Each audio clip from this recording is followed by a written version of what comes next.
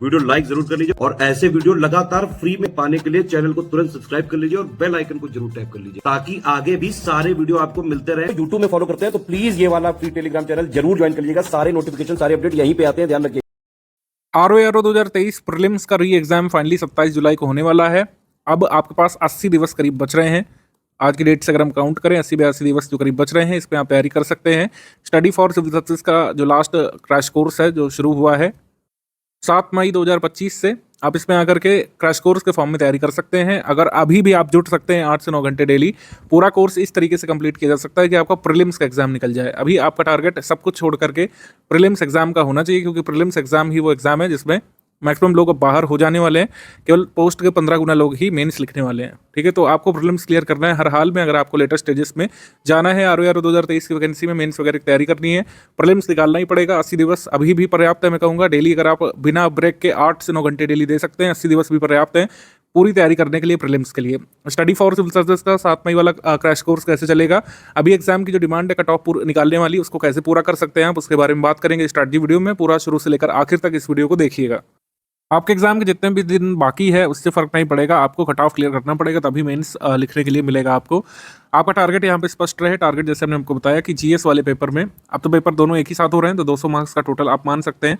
पहले 2 पेपर अलग अलग होते थे, 140 का और 1 घंटे बाद सामान्य हिंदी का 60 का, लेकिन अब एक ही साथ पेपर मिलेगा। तो 200 मार्क में से आपका टारगेट है कम से कम 115 से 120 यहाँ पे अचीव करना है, तभी यहाँ पर सभी कैटेगरी का कट ऑफ आसानी से क्लियर होने की स्थिति बनेगी। जैसा हमको आरटीआई के हिसाब से लास्ट कट ऑफ देखने को मिल रहा है, ये कट ऑफ जो है मॉडरेट डिफिकल्ट पेपर के लिए है, और जीएस वाला पेपर मॉडरेट डिफिकल्ट ही आ रहा है।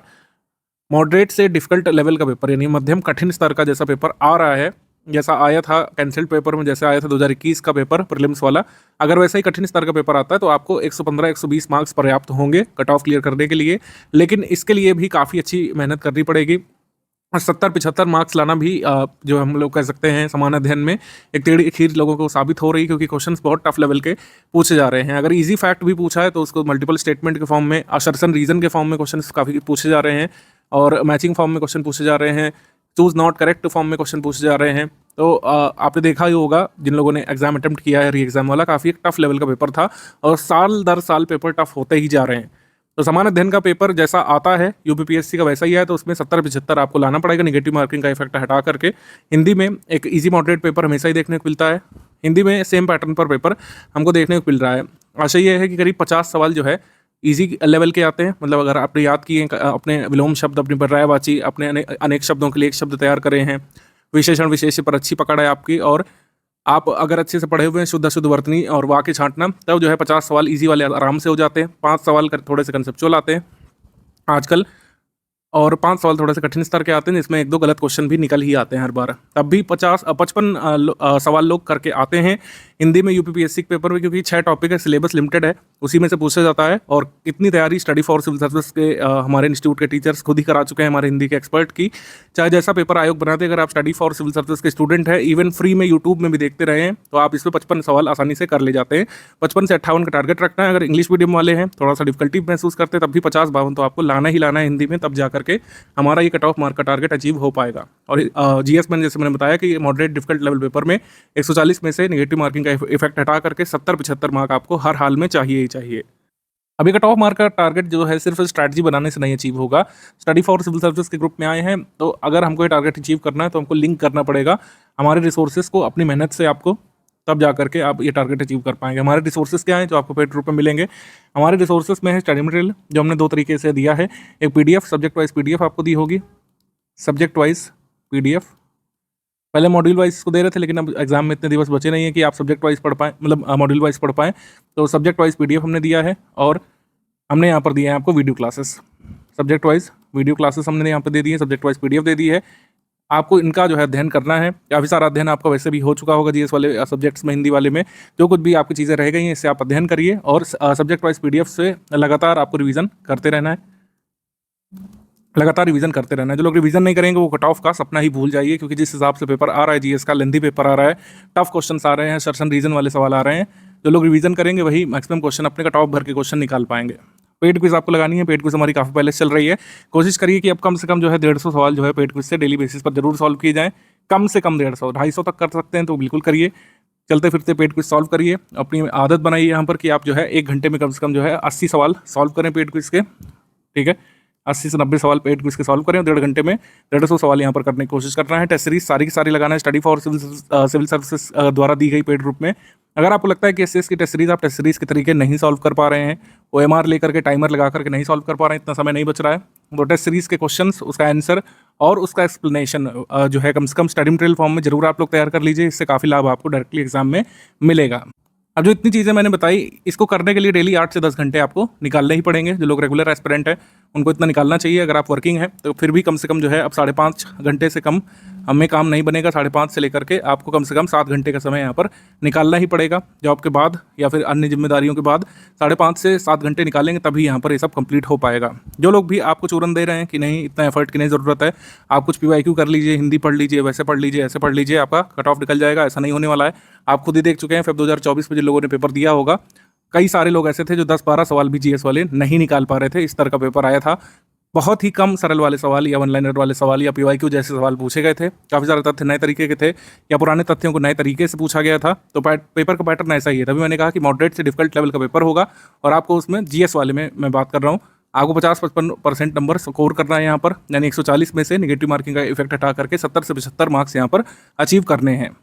तो हमारा जो टारगेट है और हमारा जो स्टडी मटेरियल है बिल्कुल एक दूसरे के लिए बनाए गए हैं। आप लोग कह सकते हैं स्टडी फॉर सिविल सर्विसेज का study material paid quiz test series इस टारगेट को अचीव करने के लिए बिल्कुल सफिशिएंट है। हम लोग ये दावा भी नहीं कर रहे हैं, ये वादा ही कर रहे हैं आपसे, और सारे प्रूफ वगैरह भी हम लोग देते हैं हमेशा। जो फेब मंथ में पेपर हुआ था 2024 उसके बाद भी हमने प्रूफ दिए थे और जुलाई में भी प्रूफ देंगे आपको 30 तारीख के करीब कि हमारे स्टडी मटेरियल से प्रैक्टिस रिसोर्सेज से कट ऑफ भर का किया जा सकता था या फिर नहीं, और वही निकलेगा, कट ऑफ भर का किया जा सकता है। लेकिन ये दोनों चीज़ें लिंक करने के लिए, हमारे स्टडी मटेरियल को अपने टारगेट से लिंक करने के लिए, दोनों का मिलाप कराने के लिए डेली 8 से 10 घंटे आपको देने पड़ेंगे। बिना 8 से 10 घंटे दिए होगा नहीं, क्योंकि ऐसा तो नहीं कि आप एग्जाम रूम में स्टडी मटेरियल हमारा लेकर के जाएंगे, पोथा लेकर के जाएंगे और तब उसमें क्वेश्चन सॉल्व करेंगे। वो तो सब पहले से ही पढ़ के जाना है। तो इसी सब चीज़ को तैयार करके जाने के लिए, पेड क्विज को तैयार करके जाने के लिए, टेस्ट सीरीज को तैयार करके जाने के लिए आपको डेली 8 से 10 घंटे देने पड़ेंगे। सब कुछ स्टडी मटेरियल से ही आएगा, सब कुछ हमारे प्रैक्टिस रिसोर्सेज से, स्टडी मटेरियल से, हमारे वीडियो क्लासेस में से कवर हो जाएगा। लेकिन इसको कवर करके जाना पड़ेगा आपको, क्योंकि ऐसा तो है नहीं कि एग्जाम रूम में सब स्टडी मटेरियल लेकर के आप क्वेश्चन सॉल्व करेंगे, ऐसा तो नहीं होने वाला है। तो ये पहले से ही आपको तैयार करके जाना पड़ेगा। कुछ लोग अपने रिवीजन मोड में, लगातार रिवीजन में आपकी हेल्प करने के लिए हमारी रिवीजन सीरीज भी चल रही है यूट्यूब पर। रिवीजन सीरीज जो हमारी चल रही है उसको कई लोग देख रहे हैं, उसकी PDF वगैरह पेड ग्रुप को मिल ही रही होगी। लेकिन कई लोग वीडियो देख रहे हैं तो मुझे काफ़ी ये सही लगता है कि वीडियो से पेड ग्रुप वाले भी पढ़ रहे हैं। रिवीजन सीरीज के वीडियो 35 से 40 मिनट के होते हैं। मैं हमेशा कहता हूँ कि उसमें ज़्यादा समय आपको नहीं देना है। रिवीजन की टेक्निक्स बेसिकली उसमें बताई जाती है कि कोई टॉपिक अगर पढ़ रहे हैं तो उसको कैसे पढ़ना है, RO प्रीलिम्स को ध्यान में रखते हुए, कौन से तथ्य याद कर रहे हैं, कौन से फैक्ट जो जरूरी हो सकते हैं, उसका रिवीजन हम लोग करा देते हैं। बाकी पढ़ना पूरा ही स्टडी मटेरियल है, लेकिन अगर रिवीजन सीरीज के वीडियोस पढ़ेंगे या एटलीस्ट PDF देखते जाएंगे तो मोस्ट इंपॉर्टेंट फैक्ट से रूबरू होते जाएंगे, जिसके पूछे जाने की संभावना सर्वाधिक रहेगी। सामान्य हिंदी के लिए बारे में जैसे कुछ लोग पूछ रहे थे कि सर हमने अभी तक बहुत ध्यान से नहीं पढ़ा है, तो क्या पढ़ें कि हम जो है 55 वाला टारगेट अचीव कर पाएँ। तो जैसे मैंने आपको बताया कि सामान्य हिंदी में सिर्फ स्टडी फॉर सिविल सर्विसेज का जो स्टडी मटेरियल है उसका रिवीजन करते रहिए आप लोग। अन्य बुक का मत करिएगा इसके साथ में। जैसे कुछ लोगों को फियर ऑफ मिसिंग आउट होता है, तो क्या करते हैं कि हमारे स्टडी मटेरियल के साथ हिंदी वाले के साथ कई सारी और बुक ले आते हैं कि ऐसा ना हो कि कहीं कुछ छूट जाए। तो उस चक्कर में आप लोग अपने फैक्ट गलत कर लेते हैं, क्योंकि मार्केट में जितनी बुक्स हैं कई बार उसमें कई सारे पर्यायवाची कवर नहीं किए गए हैं, कई सारे विलोम बताए नहीं गए हैं, अनेक शब्दों के लिए एक शब्द कई बार छोड़ दिए गए हैं उसमें। एक तो वो समस्या है, और कई बार जो है आंसर उसमें एम्बिगुअस दिए हुए हैं, एक क्वेश्चन के अलग अलग आंसर दिए हुए हैं, तो वो समस्या है। तो सामान्य हिंदी में सिर्फ स्टडी फॉर सिविल सर्विसेज की PDF से आप रिवीजन करिए, जितनी बार कर सकते हैं। मेरे हिसाब से अभी 5 बार किया जा सकता है। 2 दिन में एक बार हिंदी की PDF का रिवीजन कर सकते हैं आप लोग। इतनी भी बड़ी नहीं है, ठीक है। छोटे छोटे फॉन्ट में हमने दिया है। अगर 2 दिन में 3 दिन में एक बार रिवीजन हो जाएगा तो अभी भी जो है 15 दिवस में 2-3 बार रिवीजन हो जाएगा। रिवीजन करने के साथ जो पेड क्विज मैंने बताया कि पेड क्विज में 150 सवाल आप डेली बेसिस पर सॉल्व करने हैं, इसमें 70 इससे हिंदी के सवाल तो लगाइए। पेड क्विज के अगर आपने 100% सवाल कर लीजिए, दावे और वादे के साथ मैं कह सकता हूँ कि आप जो है ये 55 वाला आंकड़ा अचीव कर लेंगे। 55 आउट ऑफ 60 वाला आंकड़ा आप पेड क्विज लगा करके हमारी टेस्ट सीरीज लगा लेंगे तो और भी सोने पे सुहागा हो जाएगा। लेकिन अगर पेड क्विज और हमारे PDF से रिवीजन भी कर ले गए तब भी 55-60 में से आप अचीव कर ले जाएंगे। इसका प्रूफ भी मैं यहाँ पे दिखा दे रहा हूँ, इसीलिए जिससे थोड़ा कॉन्फिडेंस भी बूस्टअप हो आपका। ये वह पेपर है जो 2024 में कैंसिल हो गया था।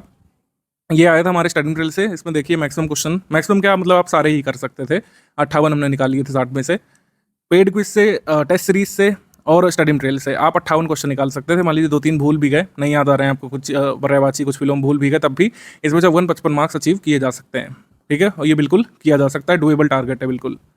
तो जो लोग फुल पेड ग्रुप पे आ चुके हैं उनको दो ग्रुप में जोड़ा गया होगा। एक आपका स्टडी मटेरियल वाला ग्रुप है जिसमें रिकॉर्डेड वीडियो लेक्चर्स, हमारे सब्जेक्ट वाइज नोट्स, हिंदी के नोट्स दिख रहे होंगे आपको, गवर्नमेंट स्कीम, करंट अफेयर सब एक ही जगह पर है। और एक डाउट क्लियरनेस वाला ग्रुप है और तीसरा वाला क्विज ग्रुप है। मतलब दो ग्रुप में जहाँ पर मटेरियल मिलता है, मतलब एक ग्रुप में मटेरियल मिलता है, एक में आप डाउट पूछते हैं और एक क्विज ग्रुप है। तो बेसिकली 3 ग्रुप में जोड़ा गया होगा आपको।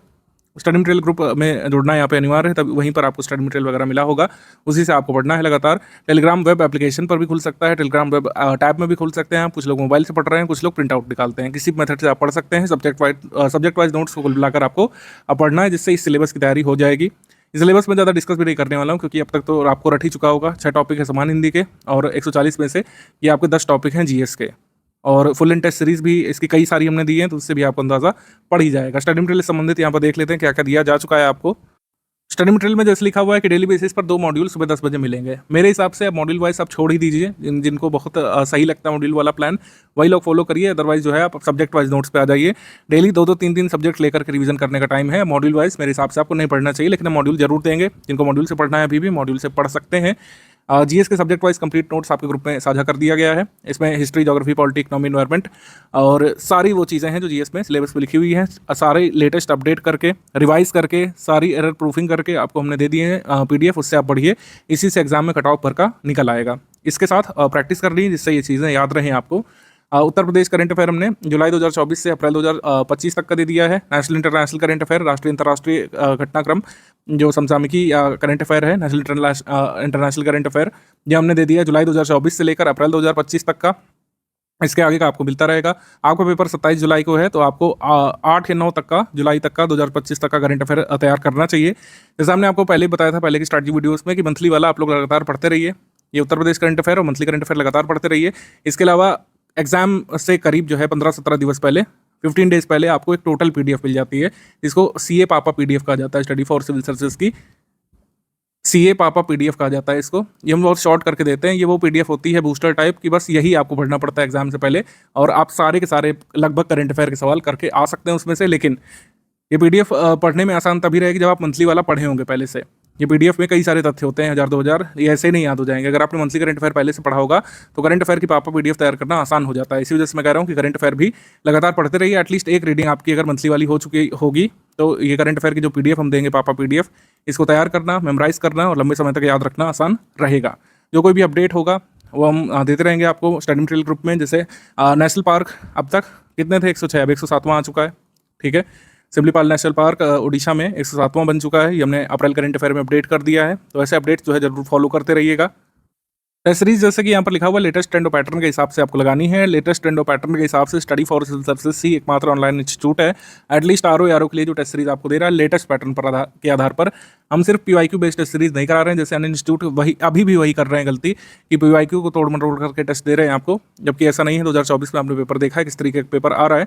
स्टडी फॉर सिविल सर्विसेज की टेस्ट सीरीज है आपको लगाना है, क्योंकि लेटेस्ट ट्रेंड ऐसा ही है। आप 55%, 60% से ज़्यादा कर ही नहीं सकते हैं। ठीक है, ह्यूमनली पॉसिबल इतना ही है, क्योंकि इतना ही कट ऑफ आपको क्लियर करना है। ठीक है, लंबे क्वेश्चंस आपको एग्जाम में देखने को मिलेंगे, टफ ट्रिकी क्वेश्चन भी देखने को मिलेंगे।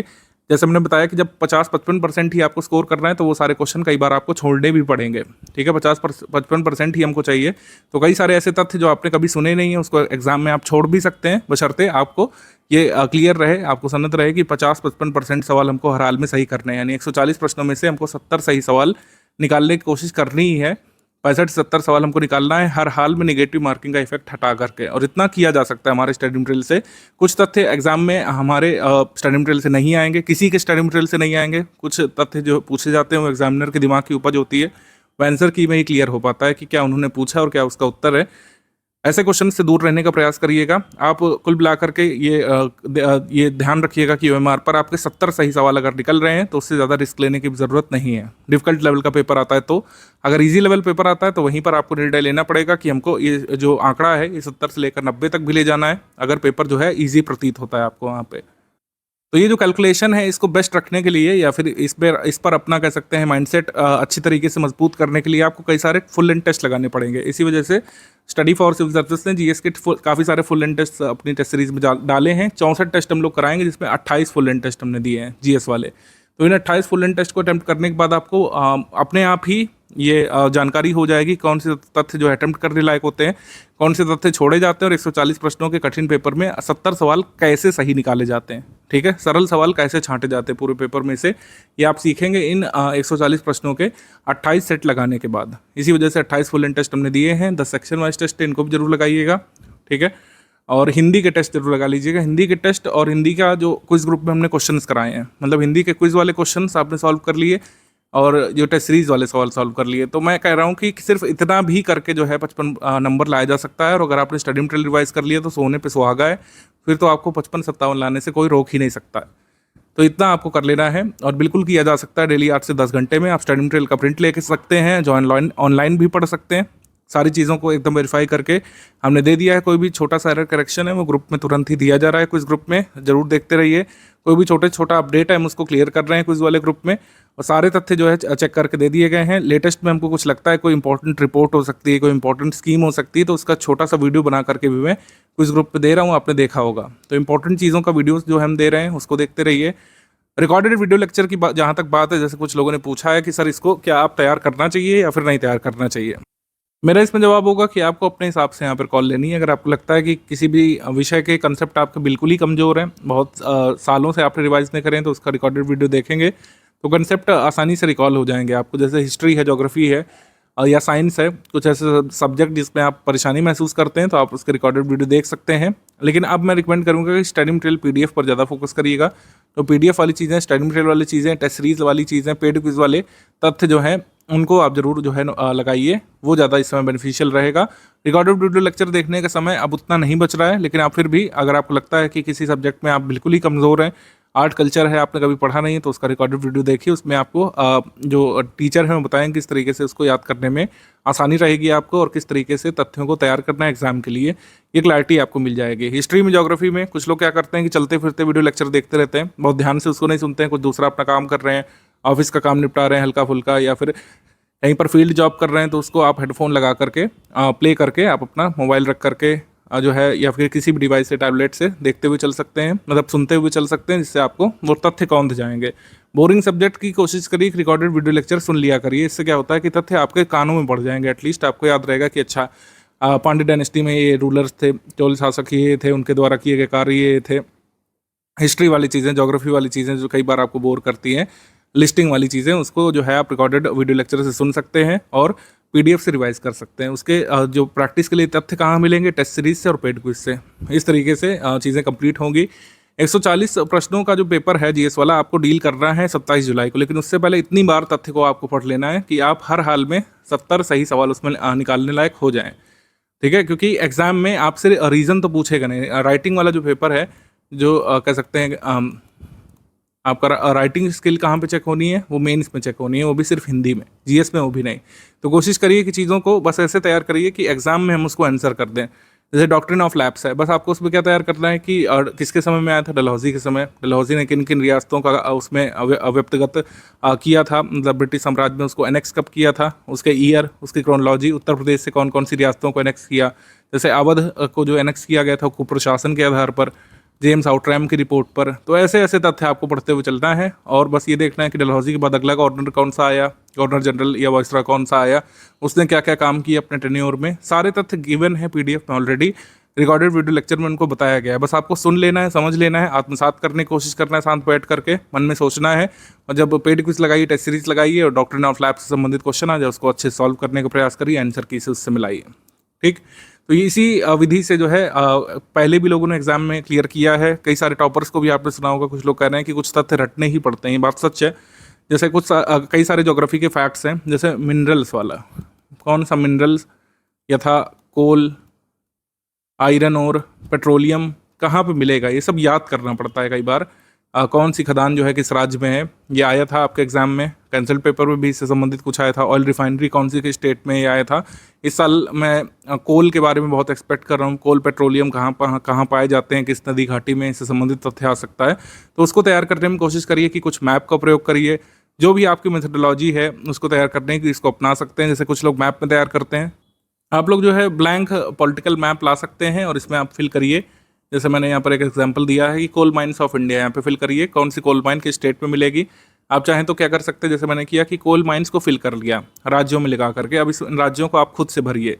ठीक है, विजुअलाइज करिए इसमें कि ये जो कह सकते हैं कर्णपुरा है, कर्णपुरा की खदान आपको कहाँ पे देखने को मिलेगी, तो ये कहाँ पे मिल रही है, झारखंड में। यहाँ पे झारखंड लिख लिया, झारखंड।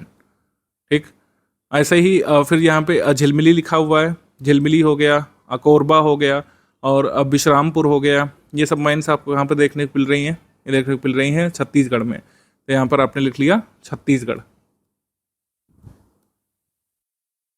छत्तीसगढ़। ठीक, फिर ऐसे ही तलचड़ की माइंस आपको कहाँ पर देखने को मिलेगी, ओडिशा में, ऐसे फिल कर लिया। तंदूर की माइंस तेलंगाना में, आंध्र प्रदेश में कहाँ पर मिलेगी, तमिलनाडु में जो है नेवेली की खदान देखने को मिलती है, और ये लिग्नाइट कोयले के लिए फेमस है। कांपटी, वरोरा, वलारपुर, ये कहाँ पे आपको देखने को मिलेगा, महाराष्ट्र में। ठीक है, ऐसे आपने जब फिल किया तो आपको याद रह जाएगा एग्जाम में। ऐसे कुछ टेक्निक्स आप अपना सकते हैं। वेस्ट बंगाल की कोल माइंस कौन कौन सी हैं, ठीक है, ये आप फिल करिए इसमें। एमपी की कोल माइंस अगर कोई रह गई हो या कोल का रीजन रह गया हो तो उसको ऐसे आप फिल करिए, तो ऐसे ही याद रहेंगी चीज़ें। ये कुछ आप मेथड अपना सकते हैं। इसमें कोल माइंस का मैंने एग्जांपल दिया, आप इसमें गोल्ड माइंस का एग्जांपल ले सकते हैं, आयरन और माइंस का एग्जांपल ले सकते हैं, या फिर इसमें रिफाइनरी भरिए, या फिर आप इसमें नेशनल पार्क याद कर लीजिए, या फिर वाइल्ड लाइफ सेंचुरी बना लीजिए। ऐसे ही उत्तर प्रदेश के 1-2 मैप लेकर के प्रैक्टिस कर सकते हैं। यही काम वर्ल्ड मैप के लिए भी किया जा सकता है। आयरन और माइंस ऑफ इंडिया का मैंने बनाया था, लॉ एस की खदानें कौन सी किस स्टेट में देखने को मिलेगी, ऐसे आप फिल करके याद कर सकते हैं।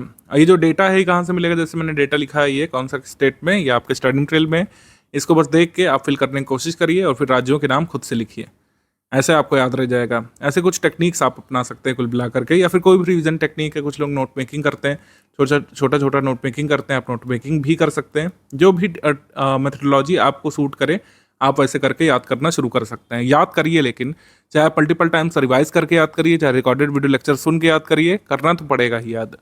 इंग्लिश मीडियम वाले स्टूडेंट्स कुछ अगर स्केप्टिकल हैं कि जो 55 मार्क्स वाला लक्ष्य है वो कैसे हम प्राप्त करेंगे, तो मैं प्रूफ सहित ही आपको दिखा दे रहा हूँ। 2023 का जो एग्ज़ाम कैंसिल हुआ था फेब 2024 में होने के बाद, उसमें इस तरीके से क्वेश्चंस जो आए थे वो ऑलरेडी हमने जो है अपने स्टडी मटेरियल में या पेड क्विज में या फिर टेस्ट सीरीज में कहीं ना कहीं उसको पूछा था, और आप ऐसे 57 सवाल सही निकाल सकते थे। 2 सवाल जो है डिस्प्यूटेड थे, उसमें 1 से अधिक जो है उत्तर होने की आशंका थी।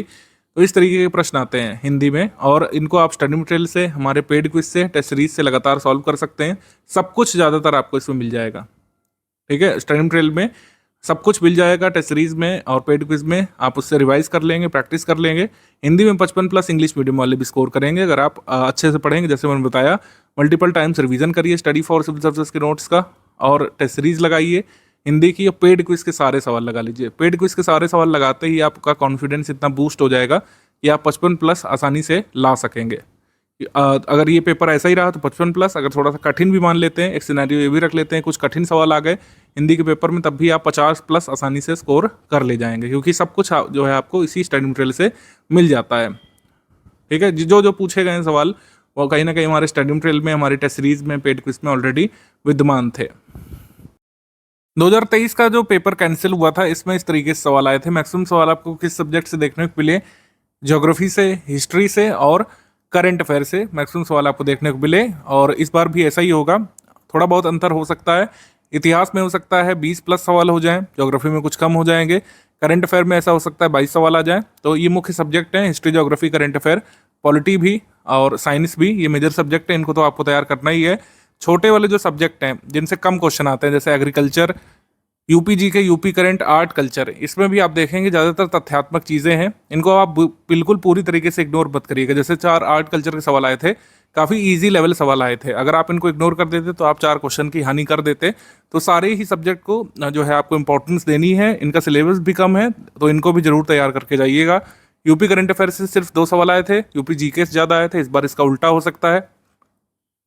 ऐसा हो सकता है कि जो है यूपी करंट अफेयर से ज़्यादा सवाल आ जाएं, यूपी जीके से कम सवाल रह जाएं, तो सारे ही सब्जेक्ट तैयार करके जाना है। अभी भी मैं कुछ नहीं कहूँगा, अगर एग्जाम के 40-50 दिवस बचे रहते तो हम आपको बता सकते थे कि कौन से मेजर टॉपिक्स पर फोकस करिए, कौन सी चीज़ें आप छोड़ सकते हैं। अभी छोड़ने का कोई समय नहीं है। और वैसे भी छोटे वाले सब्जेक्ट से जैसे मैंने बताया, कई बार ईजी को सवाल आ जाते हैं, तो इससे आप कुछ भी छोड़िएगा नहीं। ये जो छोटे वाले सब्जेक्ट हैं इनको भी लगातार पढ़ के जाइएगा। काफ़ी सारी लिस्टिंग वाली चीज़ें इसमें हैं, जैसे आर्ट कल्चर में कौन सी पेंटिंग कहाँ पाई जाती है, कौन सा नृत्य कहाँ पे होता है, कौन सा स्मारक कहाँ पे बना है, यूनेस्को की हेरिटेज साइट्स कौन कौन सी हैं, इंटेंजिबल कल्चरल हेरिटेज साइट्स कौन कौन सी, उत्तर प्रदेश की हेरिटेज साइट्स कौन कौन सी हैं, कौन सी रिवर के किनारे कौन से नगर बसे हैं, ये सब चीज़ें जो है उसमें पूछी जाती हैं।